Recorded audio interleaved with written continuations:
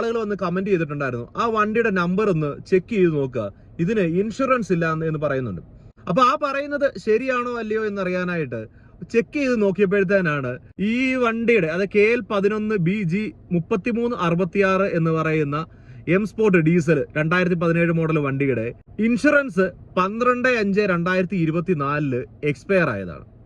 അപ്പൊ ഈ പറയുന്ന പോലെ സായി കേസിന് പോവുകയാണ്, അല്ലെങ്കിൽ അങ്ങനെ ചെയ്യണം ഇങ്ങനെ ചെയ്യണം എന്നൊക്കെ പോലീസുകാരോട് വാദിക്കുകയാണെന്നുണ്ടെങ്കിൽ ശരിക്കും തൂങ്ങുന്നത് ഇതിന്റെ RC ഓണർ എന്ന് പറയുന്നത് സായിയുടെ വൈഫാണ്.